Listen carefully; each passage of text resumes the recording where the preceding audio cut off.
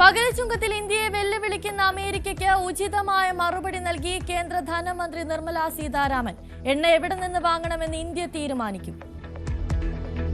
With newer players coming in, newer factors coming into play, we will come out with something to handhold those who are hit by the 50% tariff from the US.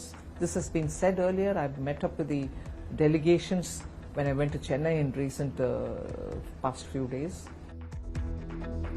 പകരച്ചുങ്കത്തിലെ തിരിച്ചടി GST പരിഷ്കരണത്തിലൂടെ മറികടക്കും. GST മാറ്റം പ്രധാനമന്ത്രിയുടെ ദീർഘവീക്ഷണം.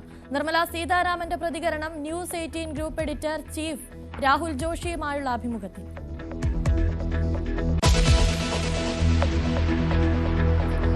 രാഹുൽ മാങ്കൂട്ടത്തിനെതിരായ വെളിപ്പെടുത്തലുകളിൽ അന്വേഷണം ഊർജിതമാക്കാൻ തീരുമാനിച്ച അന്വേഷണ സംഘം ബംഗളൂരുവിലേക്ക് പോകും. യുവതി ഗർഭചിത്രം നടത്തിയ ആശുപത്രിയിൽ തെളിവെടുക്കും. വെളിപ്പെടുത്തൽ നടത്തിയവരുടെ ഗർഭചിത്രം നടത്തിയ യുവതികളുടെയും മൊഴിയെടുക്കലിലേക്ക് ഉടൻ കടക്കും.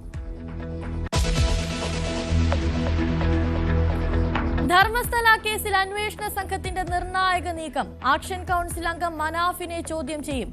യൂട്യൂബിലൂടെ പുറത്തുവിട്ട വാർത്തകളുടെ ആധികാരികത വ്യക്തമാക്കണമെന്നാവശ്യം.